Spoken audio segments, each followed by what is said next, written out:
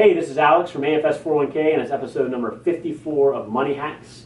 And today we're talking about installment debt and loans, a big piece of somebody's overall cash flow plan. I read an article at the beginning of the month from the Wall Street Journal titled "The 7-Year Auto Loan America's Middle Class Can't Afford Its Cars."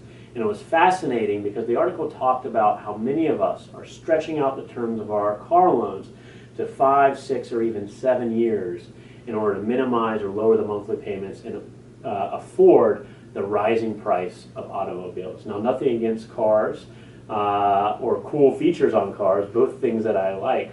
But the fact is, when we look at our overall budget and cash flow for most American workers, many of us are allocating a bigger chunk every month towards our car payment than we have at any point in history. In fact, the average cost for a new auto loan, according to Experian, has jumped up to over $32,000.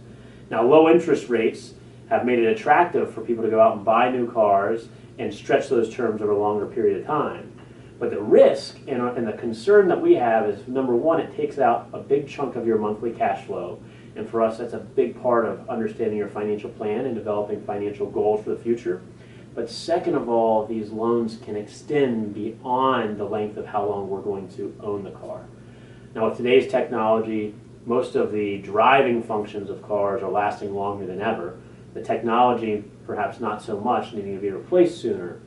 But the concern, and one of the things that the article cites, is that in many cases, consumers are going out and getting 7-year loans on vehicles and then rolling in outstanding car loan debt from their prior vehicle because they're replacing that car in 4 or 5 years and haven't paid off all of their previous loan, just extending and growing the amount of overall debt we're putting on our balance sheet.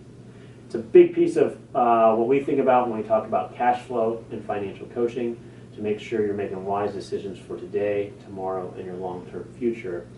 And to date, there's more than $260 billion in outstanding car loan debt, a growing piece of the debt for American consumers.